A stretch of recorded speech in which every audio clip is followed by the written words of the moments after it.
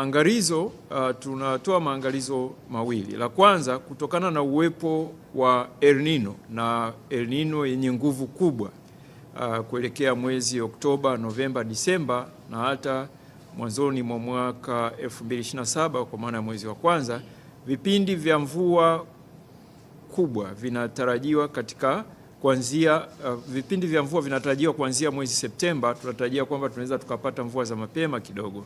Hata hivyo, mvua za vuli kwa ujumla tunatarajia zitaanza kuimarika zaidi kuelekea mwezi Oktoba katika maeneo mengi. Lakini pia vile kuwepo kwa El Nino kuelekea mwisho wa mwaka kunaweza kusababisha kuanza mapema kwa mvua za mwezi Novemba mpaka Aprili 2027 kwa maana mvua za msimu katika baadhi ya maeneo yanayopata msimu mmoja wa mvua kwa mwaka, ambako kwa kawaida msimu unaanza mwezi Novemba. Sasa baada ya kutoa mwelekeo wa mvua kwa kipindi cha msimu wa vuli, ufuatao sasa ni tathmini ya athari pamoja na ushauri ambao kwa ujumla kama ambavyo tumekuwa tunasema siku zote kwamba athari na ushauri unaandaliwa na wataalamu wa sekta kwa kushirikiana na wataalamu bingwa wa Mamlaka ya Hali ya Hewa Tanzania.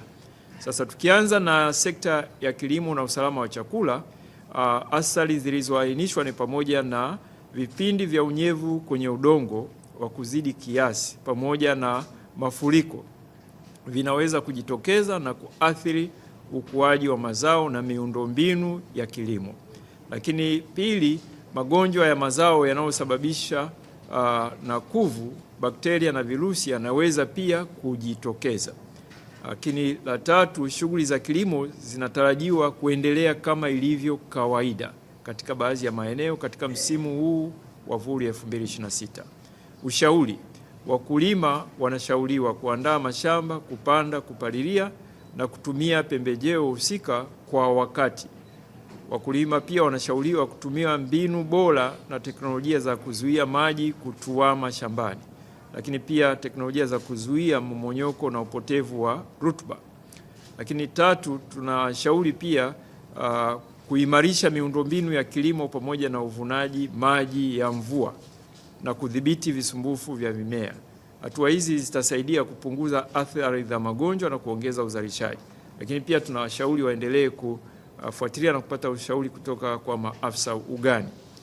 Kwa sekta ya mifugo na uvuvi, athari tulizoziainisha ni pamoja na wafugaji na wavuvi wanatarajiwa kunufaika na upatikanaji wa malisho ya mifugo na chakula cha samaki. Lakini vile milipuko ya magonjwa ya mifugo kama vile homa ya bonde la ufa, ugonjwa wa miguu na midomo na kuzaliana kwa wadudu wadhurifu kunaweza kujitokeza. Lakini kwa sekta ya usafiri na usafirishaji, athari tulizoainisha ni pamoja na upande wa reli. Mvua kubwa zinaweza kuharibu miundombinu na njia ya MGR na SGR na kusababisha kuvurugika kwa huduma za usafirishaji. Lakini vile barabara. Kwa upande wa barabara, mmomonyoko wa udongo, mafuriko, poromoka kwa kingo na kuharibika kwa madaraja kunaweza kuvuruga usafiri na kuongeza ajali.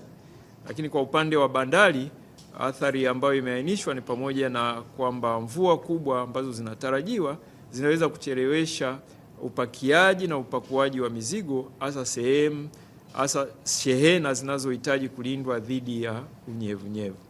Kwa upande wa usafiri wa anga, matukio ya hali mbaya ya hewa ambayo yumkini katika kipindi cha El Nino yanatarajiwa inaweza kupunguza muonekano kwa marubani, lakini vile kuchelewesha au kuahirisha safari za ndege na kusababisha ndege kuelekezwa kwenye viwanja mbadala.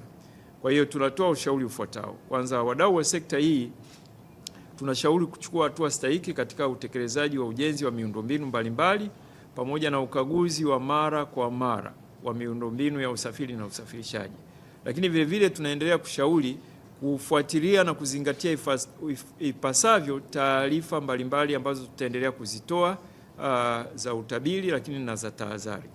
Kwa upande wa sekta ya ujenzi, tunashauri athari ambayo tumeainisha ni pamoja na vipindi vya mvua kubwa ambavyo tunavitarajia vinaweza kuathiri sekta ya ujenzi kwa kuchelewesha miradi, lakini pia kusababisha migogoro ya kimkataba, kuharibu vifaa na miundombinu, kuongeza gharama za ujenzi, kuathiri ubora wa kazi na kuhatarisha usalama wa wafanyakazi. Hivyo tunashauri yafuatayo: wadau kuzingatia utabiri huu wa vuli ipasavyo katika mipango ya ujenzi na hasa katika kipindi kinachotarajiwa kuwa na mvua za juu ya wastani.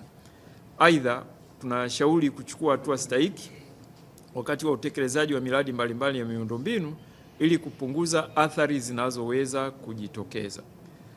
Na vile vile tunaendelea kusisitiza kwa upande wa sekta ya ujenzi kwa ujumla wake, tuendelee kufuatilia ipasavyo taarifa ambazo tutaendelea kuzitoa za kila siku, lakini vile vile za kila mwezi, lakini vile vile pale ambapo tutatoa angalizo na tahadhari za matukio ya hali mbaya ya hewa, basi tufuatilie na kuzitia ipasavyo. Kwa sekta ya nishati na maji na madini, athari tulizoainisha ni pamoja na ongezeko la kina cha maji na uchafuzi katika maziwa, mabwawa na mito yanaweza kujitokeza, hali ambayo inaweza kuathiri miundombinu ya rasilimali maji na nishati. Katika maeneo yenye shughuli za uchimbaji mdogo wa madini, tahadhari stahiki za usalama zinapaswa kuzingatiwa, kwani mvua za juu ya wastani zinaweza kuongeza hatari ya maporomoko ya ardhi na kuporomoka kwa mashimo ya uchimbaji yasiyo imara. Kwa hivyo tunatoa ushauri ufuatao: wadau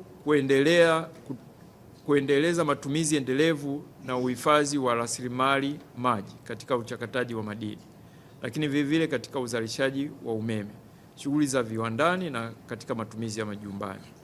Mamlaka husika zinahimizwa kuimarisha ustahimilivu wa miundombinu ya maji, nishati, pamoja na kuendeleza matumizi ya vyanzo mbadala vya nishati ikiwemo nishati safi za kupikia, lakini vile vile ili kupunguza athari zinazoweza kujitokeza kutokana na mvua kubwa na mafuriko ambayo yanatarajiwa katika ukanda mzima wa Afrika Mashariki kutokana na changamoto ya uwezekano mkubwa wa kuwepo na El Nino yenye nguvu kubwa. Kwa mamlaka za serikali za mitaa, athari tuliyoainisha ni pamoja na vipindi vya mvua kubwa vinaweza kusababisha kutuama kwa maji na mafuriko, hali inayoweza kusababisha uharibifu wa miundombinu na hatari kwa maisha na mali.